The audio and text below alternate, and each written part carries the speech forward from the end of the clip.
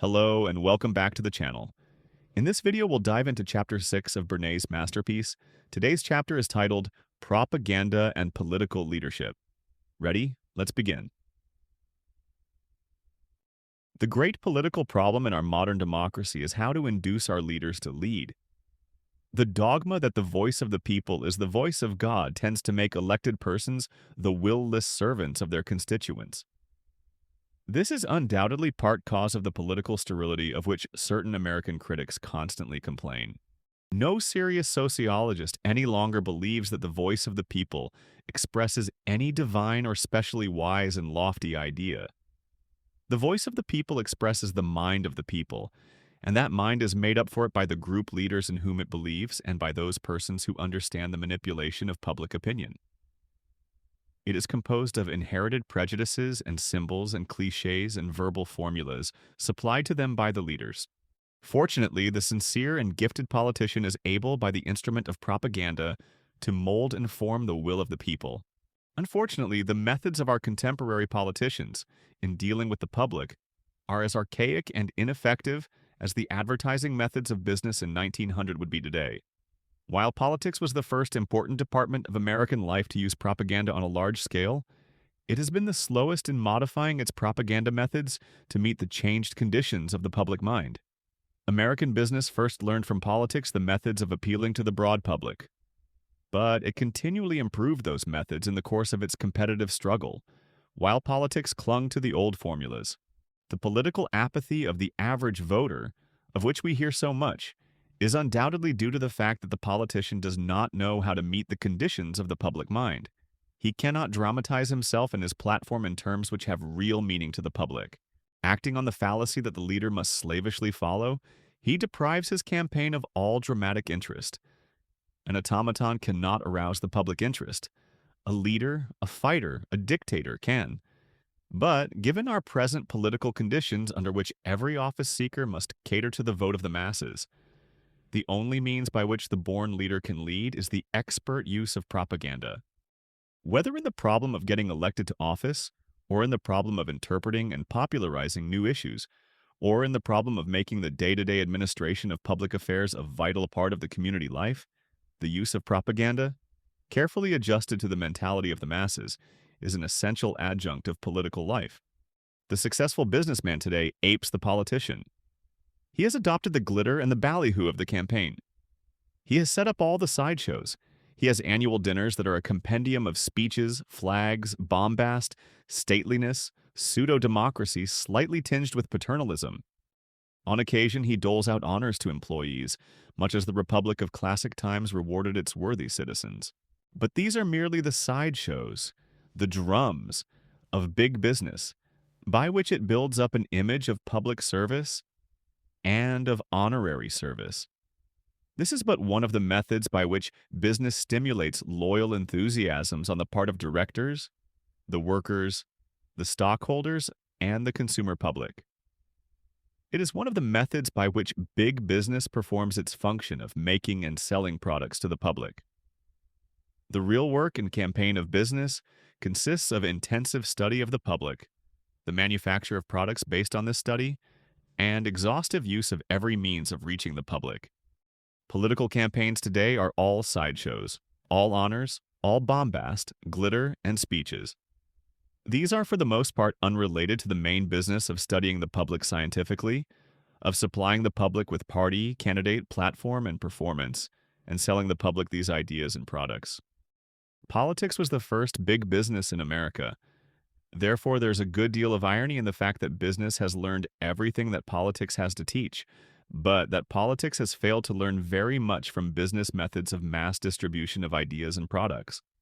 It is indeed incomprehensible that politicians do not make use of the elaborate business methods that the industry has built up, because a politician knows political strategy, can develop campaign issues, can devise strong planks for platforms, and envisage broad policies. It does not follow that he can be given the responsibility of selling ideas to a public as large as that of the United States. The politician understands the public. He knows what the public wants and what the public will accept. But the politician is not necessarily a general sales manager, a public relations counsel, or a man who knows how to secure mass distribution of ideas. Obviously, an occasional political leader may be capable of combining every feature of leadership. Just as in business, there are certain brilliant industrial leaders who are financiers, factory directors, engineers, sales managers, and public relations counsel, all rolled into one. Big business is conducted on the principle that it must prepare its policies carefully, and that in selling an idea to the large buying public of America, it must proceed according to broad plans. The political strategist must do likewise. The entire campaign should be worked out according to broad basic plans.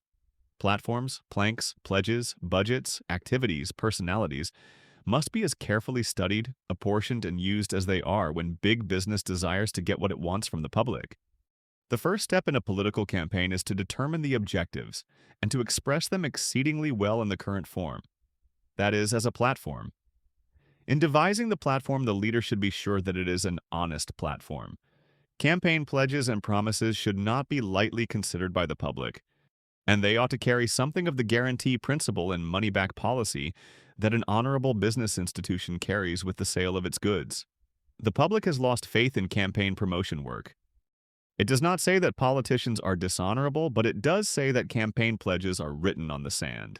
Here, then, is one fact of public opinion of which the party that wishes to be successful might well take cognizance. To aid in the preparation of the platform, there should be made as nearly scientific an analysis as possible of the public and of the needs of the public.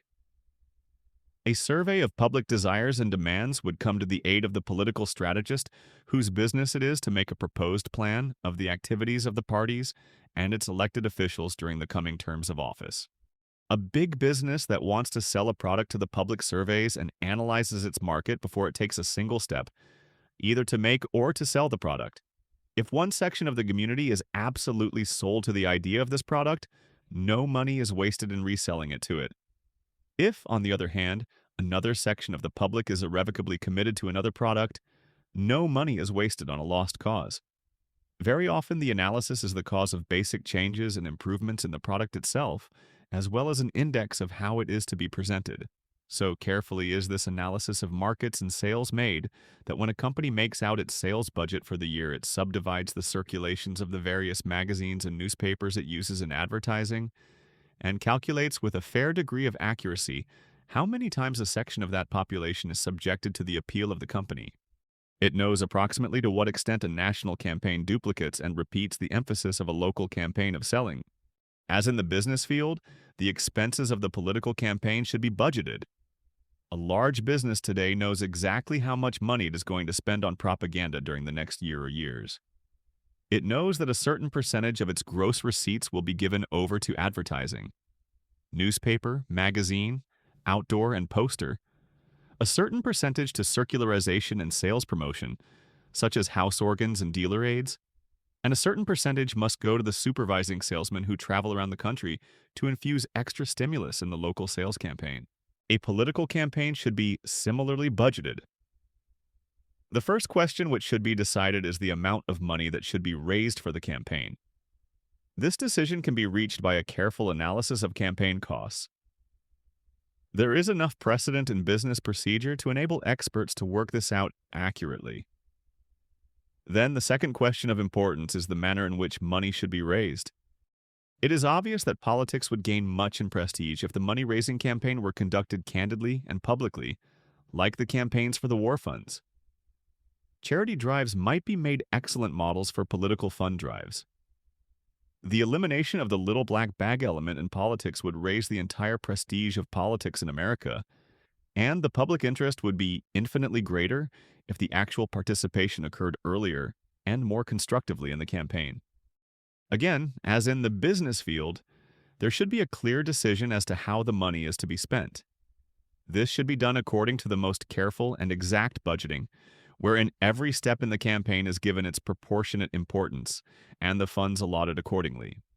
Advertising in newspapers and periodicals, posters and street banners, the exploitation of personalities in motion pictures, in speeches and lectures and meetings, spectacular events and all forms of propaganda should be considered proportionately according to the budget and should always be coordinated with the whole plan. Certain expenditures may be warranted if they represent a small proportion of the budget. and may be totally unwarranted if they make up a large proportion of the budget. In the same way, the emotions by which the public is appealed to may be made part of the broad plan of the campaign. Unrelated emotions become maudlin and sentimental too easily, are often costly, and too often waste effort because the idea is not part of the conscious and coherent whole. Big business has realized that it must use as many of the basic emotions as possible. The politician, however, has used the emotions aroused by words exclusively. To appeal to the emotions of public in a political campaign is sound. In fact, it is an indispensable part of the campaign. But the emotional content must A. coincide in every way with the broad basic plans of the campaign and all its minor details, B. be adapted to the many groups of the public at which it is to be aimed, and C. conform to the media of the distribution of ideas. The emotions of oratory have been worn down through long years of overuse. Parades, mass meetings, and the like are successful when the public has a frenzied emotional interest in the event. The candidate who takes babies on his lap and has his photograph taken is doing a wise thing emotionally if this act epitomizes a definite plank in his platform. Kissing babies, if it's worth anything, must be used as a symbol for a baby policy, and it must be synchronized with a plank in the platform. But the haphazard staging of emotional events without regard to their value as part of the whole campaign is a waste of effort, just as it would be a waste of effort for the manufacturer of hockey skates to advertise a picture of a church surrounded by spring foliage. It is true that the church appeals to our religious impulses and that everybody loves the spring, but these impulses do not help to sell the idea that hockey skates are amusing, helpful, or increase the general enjoyment of life for the buyer. Present-day politics places emphasis on personality. An entire party, a platform, an international policy is sold to the public, or is not sold, on the basis of the intangible element of personality. A charming candidate is the alchemist's secret that can transmute a prosaic platform into the gold of votes. Helpful as is a candidate who for some reason has caught the imagination of the country, the party and its aims are certainly more important than the personality of the candidate. Not personality, but the ability of the candidate to carry out the party's program adequately, and the program itself should be emphasized in a sound campaign plan. Even Henry Ford, the most picturesque personality in business in America today, has become known through his product, and not for his product through him. It is essential for the campaign manager to educate the emotions in terms of groups. The public is not made up merely of Democrats and Republicans. People today are largely uninterested in politics, and their interest in the issues of the campaign must be secured by coordinating it with their personal interests. The public is made up of interlocking groups: economic, social, religious, educational, cultural, racial, collegiate, local, sports, and hundreds of others. When President Coolidge invited actors for breakfast, he did so because he realized not only that actors were a group, but that audiences, the large group of people who like amusements, who like people who amuse them, and who like people who can be amused, ought to be aligned with him. The Shepherd Tower maternity bill was passed because the people who fought to secure its passage realized that mothers made up a group, that educators made up a group, that physicians made up a group, that all these groups in turn influence other groups, and that taken all together these groups were sufficiently strong and numerous to impress Congress with the fact that the people at large wanted this bill to be made part of the national law. The political campaign, having defined its broad objects and its basic plans, having defined the group appeal which it must use, must carefully allocate to each of the media at hand the work which it can do with maximum efficiency. The media through which a political campaign may be brought home to the public are numerous and fairly well defined. Events and activities must be created in order to put ideas into circulation in these channels, which are as varied as the means of human communication. Every object which presents pictures or words that the public can see, everything that presents intelligible sounds can be utilized in one way or another. At present, the political campaigner uses for the greatest part the radio, the press, the banquet hall, the mass meeting, the lecture platform, and the stump generally as a means for furthering his ideas. But this is only a small part of what may be done. Actually, there are infinitely more varied events that can be created to dramatize the campaign and to make people talk of it. Exhibitions, contests, institutes of politics, the cooperation of education institutions, the dramatic cooperation of groups which hitherto have not been drawn into active politics, and many others may be made the vehicle for the presentation of ideas to the public. But whatever is done must be synchronized accurately with all other forms of appeal to the public. News reaches the public through the printed word, books, magazines, letters, posters, circulars and banners, newspapers, through pictures, photographs and motion pictures, through the ear, lectures, speeches, band music, radio, campaign songs. All these must be employed by the political party if it is to succeed. One method of appeal is merely one method of appeal, and in this age, wherein 1,000 movements and ideas are competing for public attention, one dare not put all one's eggs into one basket. It is understood that the methods of propaganda can be effective only with the voter who makes up his own mind on the basis of his group prejudices and desires. Where specific allegiances and loyalties exist, as in the case of boss leadership, these loyalties will operate to mollify the free will of the voter. In this close relation between the boss and his constituents lies, of course, the strength of his position in politics. It is not necessary for the politician to be the slave of the public's group prejudices. If he can learn how to mold the mind of the voters in conformity with his own ideas of public welfare and public service. The important thing for the statesman of our age is not so much to know how to please the public, but to know how to sway the public. In theory, this education might be done by means of learned pamphlets explaining the intricacies of public questions. In actual fact, it can be done only by meeting the conditions of the public mind, by creating circumstances which set up trains of thought, by dramatizing personalities, by establishing contact with the group leaders who control the opinions of the publics. But campaigning is only an incident in political life. The process of government is continuous, and the expert use of propaganda is more useful and fundamental, although less striking, as an aid to democratic administration than as an aid to vote-getting. Good government can be sold to a community just as any other commodity can be sold. I often wonder whether the politicians of the future, who are responsible for maintaining the prestige and effectiveness of their party, will not endeavor to train politicians who are at the same time propagandists. I talked recently with George Olveny. He said that a certain number of Princeton men were joining Tammany Hall. If I were in his place, I should have taken some of my brightest young men and set them to work for Broadway theatrical productions, or apprenticed them as assistants to professional propagandists before recruiting them to the service of the party. One reason perhaps why the politician today is slow to take up methods which are a commonplace in business life is that he has such ready entry to the media of communication on which his power depends. The newspaper man looks to him for news, and by his power of giving or withholding information, the politician can often effectively censor political news. But being dependent every day of the year and for year after year upon certain politicians for news, the newspaper reporters are obliged to work in harmony with their news sources. The political leader must be a creator of circumstances, not only a creature of mechanical process of stereotyping and rubber stamping. Let us suppose that he is campaigning on a low-tariff platform. He may use the modern mechanism of the radio to spread his views, but he will almost certainly use the old psychological method of approach.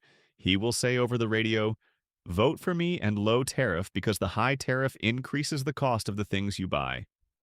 He may, it is true, have the great advantage of being able to speak by radio directly to 50 million listeners. But he is making an old-fashioned approach. He is arguing with them. He is assaulting, single-handed, the resistance of inertia. If he were a propagandist, on the other hand, although he would still use the radio, he would use it as one instrument of a well-planned strategy. Since he is campaigning on the issue of a low tariff, he not merely would tell people that the high tariff increases the cost of the things they buy, but would create circumstances which would make his contention dramatic and self-evident. He would perhaps stage a low-tariff exhibition simultaneously in 20 cities, with exhibits illustrating the additional cost due to the tariff in force. He would see that these exhibitions were ceremoniously inaugurated by prominent men and women who were interested in a low tariff apart from any interest in his personal political fortunes. He would have groups whose interests were especially affected by the high cost of living institute an agitation for lower schedules. He would dramatize the issue, perhaps by having prominent men boycott woolen clothes and go to important functions in cotton suits until the wool schedule was reduced. He might get the opinion of social workers as to whether the high cost of wool endangers the health of the poor in winter. In whatever ways he dramatized the issue, the attention of the public would be attracted to the question before he addressed them personally. Then, when he spoke to his millions of listeners on the radio, he would not be seeking to force an argument down the throats of a public thinking of other things and annoyed by another demand on its attention. On the contrary, he would be answering the spontaneous questions and expressing the emotional demands of a public already keyed to a certain pitch of interest in the subject. The importance of taking the entire world public into consideration before planning an important event is shown by the wise action of Thomas Masaryk, then provisional president, now president of the Republic of Czechoslovakia. Czechoslovakia officially became a free state on Monday, October 28, 1918, instead of Sunday, October 17, 1918. Because Professor Masaryk realized that the people of the world would receive more information and would be more receptive to the announcement of the Republic's freedom on a Monday morning than on a Sunday, because the press would have more space to devote to it on Monday morning. This incident illustrates the importance of technique in the new propaganda. It will be objected, of course, that propaganda will tend to defeat itself as its mechanism becomes obvious to the public. My opinion is that it will not. The only propaganda which will ever tend to weaken itself as the world becomes more sophisticated and intelligent is propaganda that is untrue or unsocial. Again, the objection is raised that propaganda is utilized to manufacture our leading political personalities. It is asked whether, in fact, the leader makes propaganda, or whether propaganda makes the leader. There is a widespread impression that a good press agent can puff up a nobody into a great man. The answer is the same as that made to the old query as to whether the newspaper makes public opinion, or whether public opinion makes the newspaper. There has to be fertile ground for the leader and the idea to fall on, but the leader also has to have some vital seed to sow. To use another figure, a mutual need has to exist before either can become positively effective. Propaganda is of no use to the politician unless he has something to say which the public consciously or unconsciously wants to hear. But even supposing that a certain propaganda is untrue or dishonest, we cannot on that account reject the methods of propaganda as such. For propaganda in some form will always be used where leaders need to appeal to their constituencies. The criticism is often made that propaganda tends to make the President of the United States so important that he becomes not the President, but the embodiment of the idea of hero worship, not to say deity worship. I quite agree that this is so, but how are you going to stop a condition which accurately reflects the desires of a certain part of the public? The American people rightly senses the enormous importance of the executive's office. If the public tends to make of the president a heroic symbol of that power, that is not the fault of propaganda, but lies in the very nature of the office and its relation to the people. This condition, despite its somewhat irrational puffing up of the man to fit the office, is perhaps still more sound than a condition in which the man utilizes no propaganda, or a propaganda not adapted to its proper end. Note the example of the Prince of Wales. This young man reaped bales of clippings and little additional glory from his American visit, merely because he was poorly advised. To the American public, he became a well-dressed, charming, sport-loving, dancing, perhaps frivolous youth. Nothing was done to add dignity and prestige to this impression, until towards the end of his stay he made a trip in the subway of New York. This sole venture into democracy and the serious business of living as evidenced in the daily habits of workers aroused new interest in the prince. Had he been properly advised, he would have augmented this somewhat by such serious studies of American life as were made by another prince, Gustav of Sweden. As a result of the lack of well-directed propaganda, the Prince of Wales became, in the eyes of the American people, not the thing which he constitutionally is, a symbol of the unity of the British Empire, but part and parcel of the sporting Long Island and dancing beauties of the ballroom. Great Britain lost an invaluable opportunity to increase the goodwill and understanding between the two countries when it failed to understand the importance of correct public relations counsel for His Royal Highness. The public actions of America's chief executive are, if one chooses to put it that way, stage-managed. But they are chosen to represent and dramatize the man in his function as representative of the people. A political practice which has its roots in the tendency of the popular leader to follow oftener than he leads is the technique of the trial balloon which he uses in order to maintain, as he believes, his contact with the public. The politician, of course, has his ear to the ground. It might be called the clinical ear. It touches the ground and hears the disturbances of the political universe. But he often does not know what the disturbances mean, whether they are superficial or fundamental. So he sends up his balloon. He may send out an anonymous interview through the press. He then waits for reverberations to come from the public, a public which expresses itself in mass meetings, or resolutions, or telegrams, or even such obvious manifestations as editorials in the partisan or nonpartisan press. On the basis of these repercussions, he then publicly adopts his original tentative policy, or rejects it, or modifies it to conform to the sum of public opinion which has reached him. This method is modeled on the peace feelers which were used during the war to sound out the disposition of the enemy, to make peace or to test any one of a dozen other popular tendencies. It is the method commonly used by a politician before committing himself to legislation of any kind, and by a government before committing itself on foreign or domestic policies. It is a method which has little justification. If a politician is a real leader, he will be able, by the skillful use of propaganda, to lead the people, instead of following the people by means of the clumsy instrument of trial and error. The propagandist's approach is the exact opposite of that of the politician just described. The whole basis of successful propaganda is to have an objective, and then to endeavor to arrive at it through an exact knowledge of the public and modifying circumstances to manipulate and sway that public. The political leader of today should be a leader as finely versed in the technique of propaganda as in political economy and civics. If he remains merely the reflection of the average intelligence of his community, he might as well go out of politics. If one is dealing with a democracy in which the herd and the group follow those whom they recognize as leaders, why should not the young men training for leadership be trained in its technique as well as in its idealism? Propaganda bridges this interval in our modern complex civilization. Only through the wise use of propaganda will our government, considered as the continuous administrative organ of the people, be able to maintain that intimate relationship with the public which is necessary in a democracy. As David Lawrence pointed out in a recent speech, there is need for an intelligent interpretative bureau for our government in Washington. There is, it is true, a division of current information in the Department of State, which at first was headed by a trained newspaperman.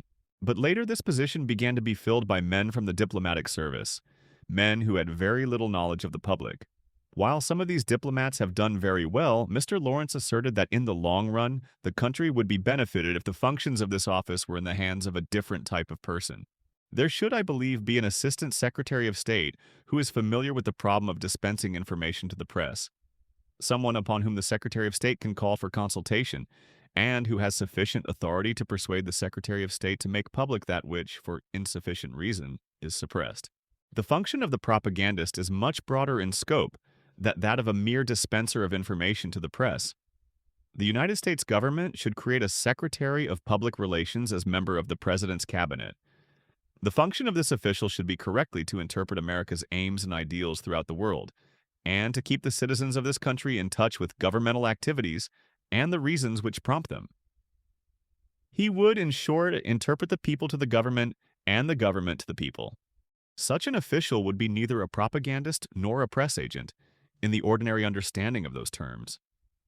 He would be rather a trained technician who would be helpful in analyzing public thought and public trends in order to keep the government informed about the public and the people informed about the government.